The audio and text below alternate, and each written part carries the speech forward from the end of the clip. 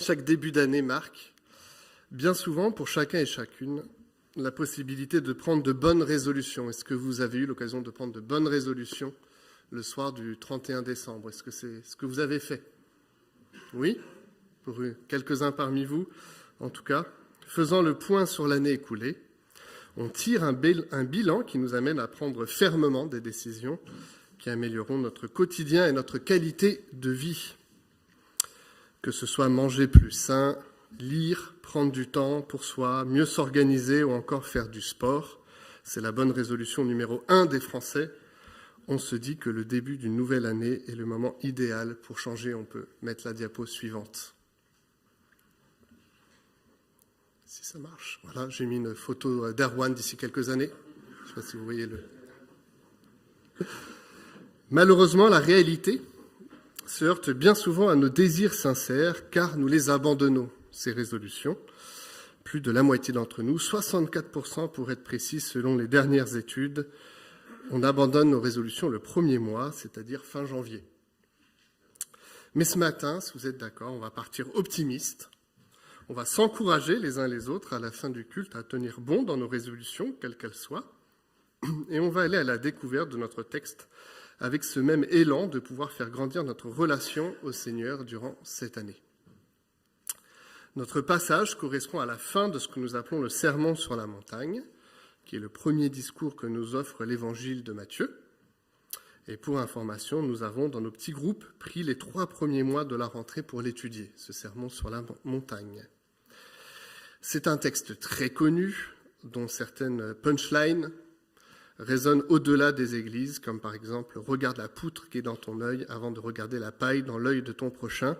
C'est une phrase que j'utilise régulièrement dans nos disputes avec Stéphanie. Je rigole. Plus sérieusement, nos versets d'aujourd'hui sont la conclusion de cet enseignement ô combien précieux que le Seigneur nous a laissé par la Bible.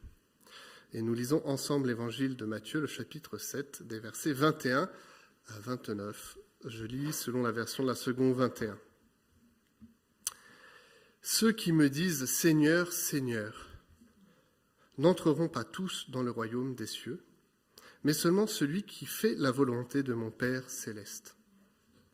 Beaucoup me diront ce jour-là, « Seigneur, Seigneur, n'avons-nous pas prophétisé en ton nom? N'avons-nous pas chassé les démons en ton nom? N'avons-nous pas fait beaucoup de miracles en ton nom? Alors je leur dirai ouvertement, je ne vous ai jamais connus. Éloignez-vous de moi, vous qui commettez le mal. C'est pourquoi toute personne qui entend ces paroles que je dis et les met en pratique, je la comparerai à un homme prudent qui a construit sa maison sur le rocher. La pluie est tombée, les torrents sont venus, les vents ont soufflé, se sont déchaînés contre cette maison.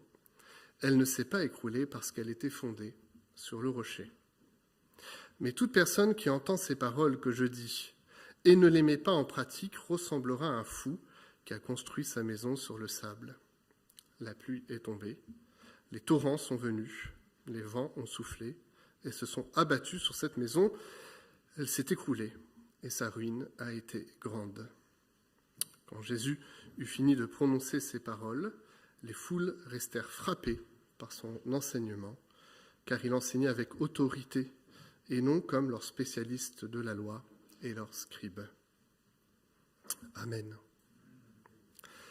Dans l'année 2021 écoulée, il y a eu un certain nombre d'affaires retentissantes, et l'une de ces affaires, peut-être que vous en avez entendu parler, c'était le procès d'Elizabeth Holmes, donc elle n'a rien à voir avec Sherlock Holmes, mais cette femme a été en fait en procès pour fraude concernant son entreprise Theranos, qui était une entreprise qui était censée avoir développé une technologie permettant de réaliser des tests sanguins peu coûteux. Et la fondatrice prétendait réaliser des tests sanguins avec quelques gouttes de sang, recueillies sans aiguille avec sa propre méthode de prélèvement. Il s'est révélé qu'elle a en fait engrangé des millions et des millions de dollars pour une machine qui n'a jamais fonctionné. Elle a été pourtant présentée dans la Silicon Valley, donc le lieu où elle a développé son outil, pendant des années comme une grande prophétesse capable de révolutionner les entreprises médicales, les prises de sang et l'accompagnement de personnes qui seraient malades, avec une détection qui serait bien plus tôt avec ces prélèvements de sang. Si je vous parle de cette femme qui est en procès actuellement, et puis plus tard, ça sera Ramesh Balwani, qui était aussi avec elle dans la fondation dans cette entreprise, c'est simplement parce qu'il a été reconnu pendant un temps, pour l'un et l'autre, d'avoir été des personnes à qui tout réussissait et qui étaient mis sur un piédestal. Et les 2 premiers versets que nous avons lus dans ce texte rentrent dans la dénonciation par Jésus de faux prophètes, d'hommes et de femmes, qui prétendent servir Dieu, qui semblent avoir les caractéristiques principales, à qui tout semble réussir et qui pourtant se servent d'abord eux-mêmes. Alors, Elizabeth Holmes et Ramesh Balwani n'avaient pas cette prétention à servir Dieu, mais ils avaient en tout cas la prétention à révolutionner quelque chose, à avoir des fidèles qui allaient les suivre dans cette entreprise-là.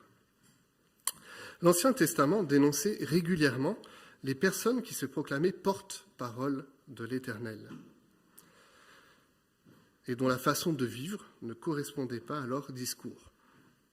L'Ancien Testament, d'ailleurs, avait plusieurs moyens de les confondre: la conformité de leurs paroles vis-à-vis de la loi et de la tradition prophétique, l'accomplissement de leurs prophéties, leur rapport à l'argent, et plus généralement leur éthique.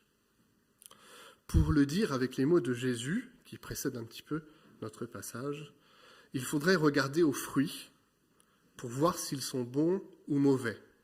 Une manière de reconnaître quelqu'un qui dit des bêtises, c'est de voir si les fruits sont en correspondance avec les paroles qu'il aurait données et déclarées.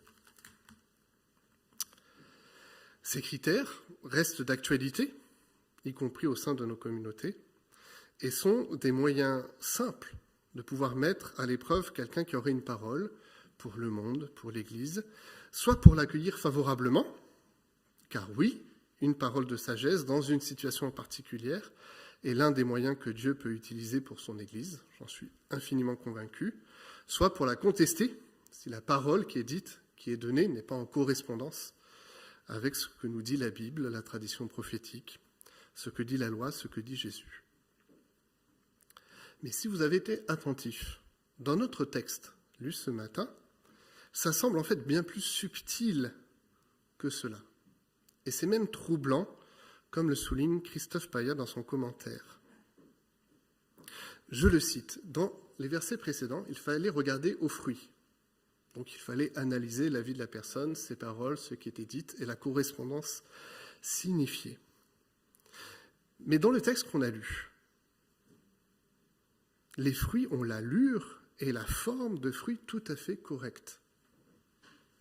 Ces personnes dont nous parle Jésus, elles agissent en son nom. Je reprends, ceux qui me disent « Seigneur, Seigneur ». C'est une expression qui reviendra plusieurs fois à propos du vrai rapport étroit qui unit le Seigneur à ses disciples. C'est normal que dans nos prières, dans notre vie de croyant, nous appelions Jésus Seigneur. C'est un titre qui lui convient.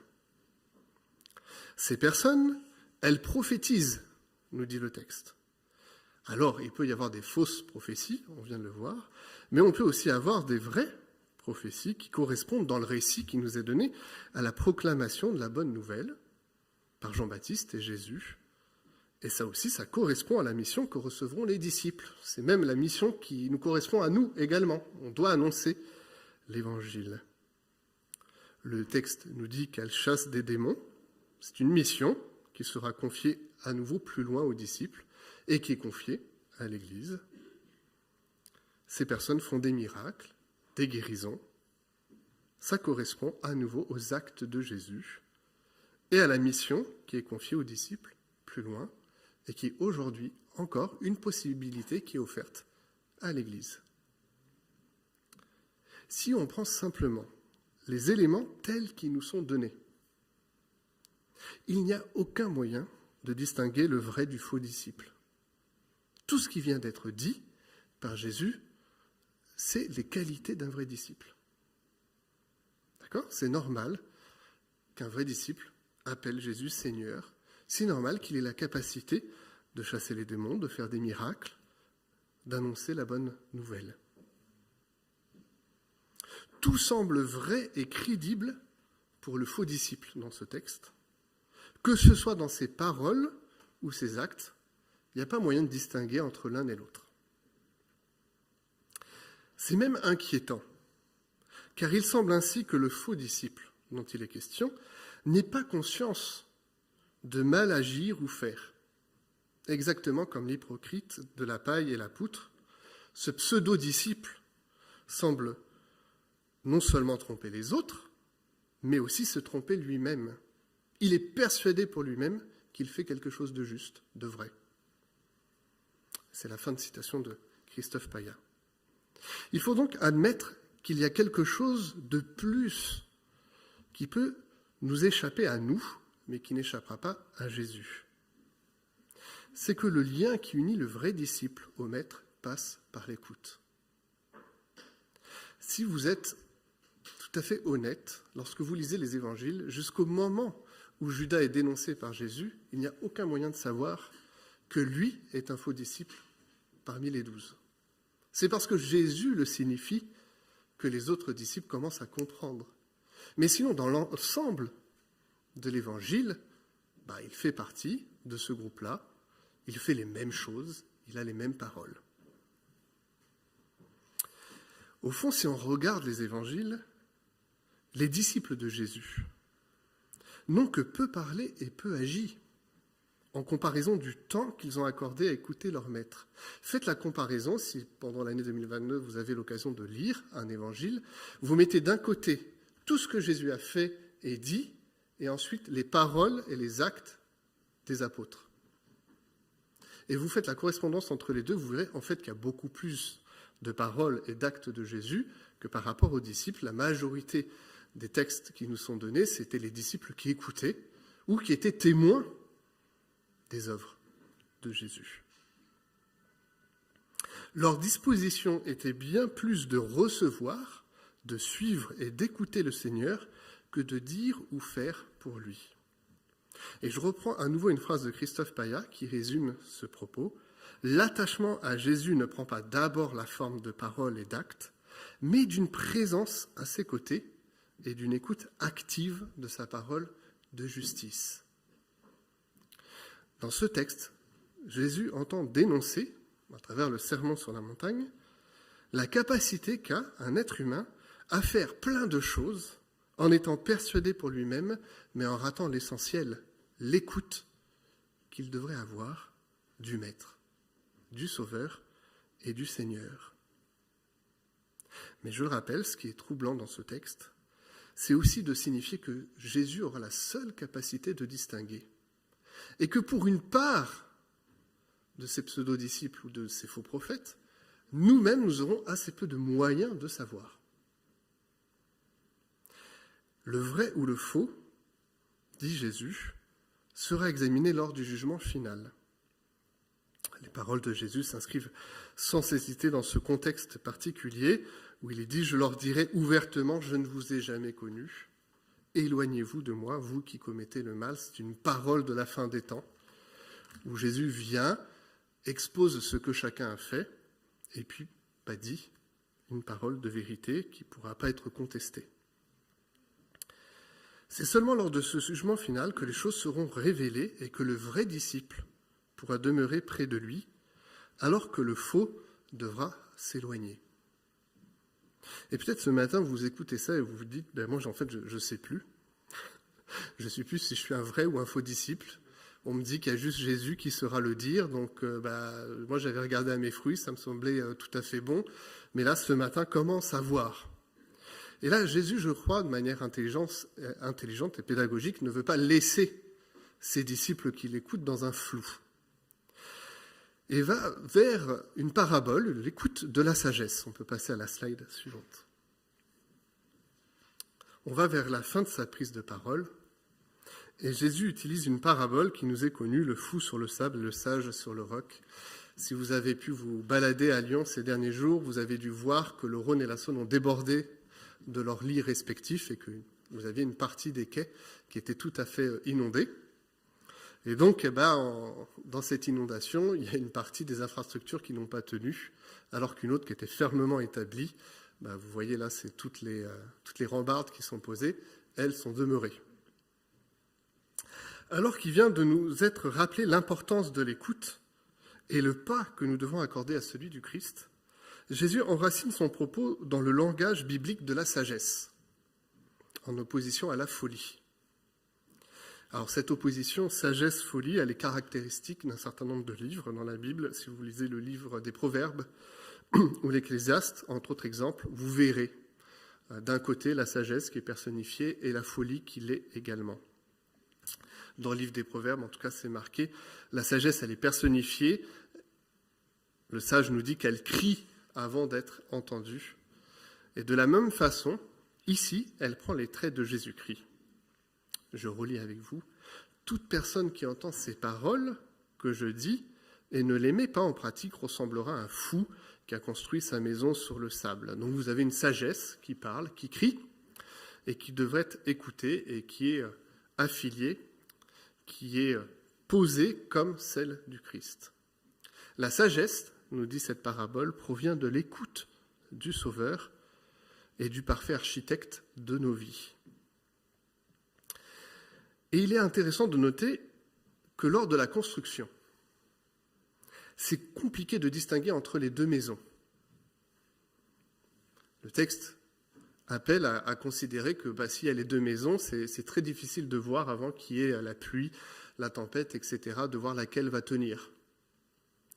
C'est seulement lors des temps difficiles que se révèle la solidité de l'une par rapport à l'autre. On pourrait même dire, si on va un petit peu plus loin, là j'extrapole, je ne pense pas que c'était forcément la pensée du texte biblique, mais que la maison sur le sable a même un avantage attirant sur celle du roc, c'est qu'il peut voir la mer. Pour ma part, j'aimerais bien avoir un jour une maison qui a vue sur la mer. Alors que pour le roc, il faut rentrer davantage sur les terres. Ceci pour dire que parfois, rien ne distingue dans le présent le non-croyant et le croyant dans leurs tâches ordinaires. Et ça, c'est vrai sociétalement. Quand vous sortez, quand vous allez travailler, ce n'est pas écrit sur votre front que vous êtes chrétien ou non. Vous faites le même travail que les uns et les autres. Alors que vous essayez de faire mieux et de la bonne façon, certes, mais en tout cas, vous pouvez espérer que vous avez un certain nombre de collègues aussi qui essayent de faire de leur mieux. Mais pourtant, dans les fondations qui animent le mouvement et l'être du croyant, c'est radicalement différent de celui qui est à côté de vous et qui pourtant, dans sa tâche ordinaire, agit de la même façon. Jésus nous invite à considérer notre cœur, ce qui nous pousse à agir, ce qui nous appelle à l'écoute, ce qui fait de nous quelqu'un de différent, non pas avec orgueil de l'autre à côté, mais de ce qui fonde notre vie et notre espérance. Avec d'ailleurs la possibilité d'en témoigner au prochain, à celui qui est à côté de nous. Donc à nouveau, ce n'est pas réduire cet ensemble à « moi j'ai une maison sur le roc et chais pour celui qui a la maison sur le sable », c'est de dire en fait nous avons la possibilité de témoigner auprès de lui, de lui dire les choses. Mais là aussi, comme précédemment, c'est lors du jugement dernier que la vérité est posée, que l'on voit où les fondations ont été posées, enracinées, construites. Alors, dans un certain nombre de lectures, de commentaires, en fait, un élément qui était donné que je trouve intéressant, c'est qu'en Israël, il y avait des zones où en fait on avait juste à creuser quelques centimètres pour tomber sur le roc, et parfois, pour d'autres, c'était plusieurs mètres. C'était en fonction du type de sol qu'on devait creuser plus ou moins pour atteindre le lieu où la base pouvait tenir. Et là aussi, c'est la reconnaissance de parcours très différents. Pour l'un et pour l'autre, nous avons des parcours différents de vie et de foi. Mais ce qu'incite Jésus à considérer, c'est d'avoir touché le roc pour construire. Quand Jésus eut fini de prononcer ces paroles, les foules restèrent frappées par son enseignement, car il enseignait avec autorité et non comme leurs spécialistes de la loi. Dans le Sermon sur la montagne, que je vous invite à relire en ce début d'année, Jésus déploie son enseignement et il s'affirme au fur et à mesure comme le Seigneur. terme qu'il utilise d'ailleurs pour la première fois pour lui-même dans ce texte. Son autorité ne se construit pas simplement sur l'interprétation de la loi, mais sur ce qu'il est et ce qu'il est venu accomplir. Il se présente même comme au-dessus de la loi lorsqu'il dit, voilà ce que la loi dit, mais moi je vous dis. Donc c'est une prise d'autorité qui est posée.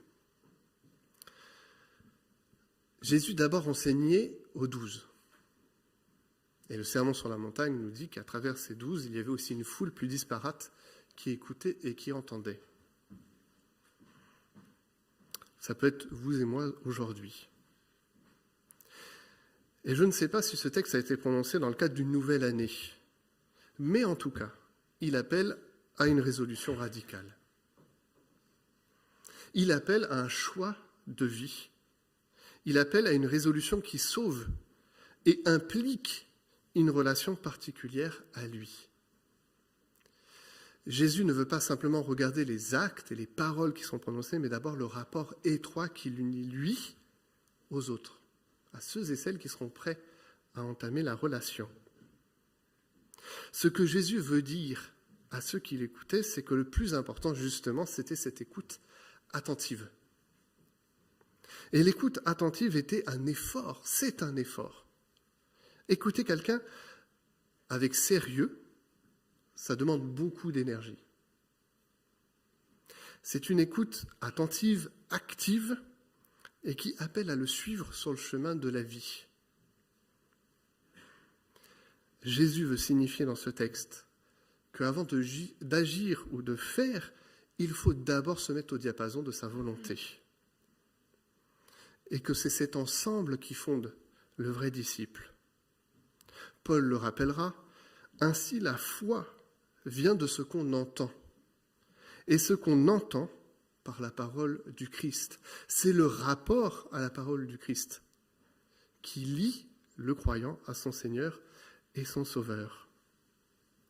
Alors s'il y a une résolution qu'on peut prendre ce matin ensemble, c'est de faire grandir cette foi en les liant à l'écoute de ce que le Seigneur veut nous dire au travers de sa parole, que ça soit dans l'exercice du culte, des petits groupes de quartier, des soirées J'ai soif, des temps de prière qu'on peut vivre ensemble, mais aussi plus largement des assemblées générales que nous aurons à vivre, des temps d'écoute qu'on peut avoir les uns envers les autres à la fin du culte ou dans des temps au téléphone, dans des échanges par SMS ou WhatsApp. C'est prendre soin les uns des autres. C'est considérer que le Seigneur nous parle dans cette année qui débute, 2022, et que c'est ensemble que nous devons nous mettre à son écoute. Une parole du Christ nous est donnée. Et cette parole du Christ nous implique individuellement, mais aussi collectivement, à nous rappeler que nous sommes des vrais disciples et que nous voulons en ce sens tendre l'oreille vers le Maître. Prions. Seigneur, ce matin, nous voulons reconnaître ta parole pour ce qu'elle est, une parole qui donne la foi, une parole qui sauve, une parole qui nous implique totalement dans notre être. Nous voulons reconnaître que les disciples, conscients de cela, t'écoutaient, prenaient du temps pour t'observer, pour voir la manière dont tu agissais, pour recevoir de ta part tes enseignements. Et c'est dans ce sens que nous voulons nous positionner ce matin. Et pour cette année 2022, nous voulons t'écouter, Seigneur. Tendre l'oreille, disposer notre cœur, notre intelligence, tout notre être à toi. C'est dans ce rapport étroit que nous voulons vivre avec toi que nous posons toutes les grandes décisions qui devront être vécues à l'Église, dans les transitions, dans la reconnaissance aussi comme l'a dit Erwan, de ce que nous avons vécu en 2021. Consolider, Seigneur, tout ce que tu nous as appris, tout ce que tu nous as fait vivre, individuellement, dans nos vies personnelles, mais aussi collectivement. Nous nous plaçons devant toi. Nous voulons agir en ton nom. Nous voulons effectivement t'appeler Seigneur. Nous voulons prendre notre mission, mais en correspondance, humble, honnête, de la relation que nous avons jour après jour, quotidiennement, avec toi. En ton Saint-Nom, Jésus. Amen.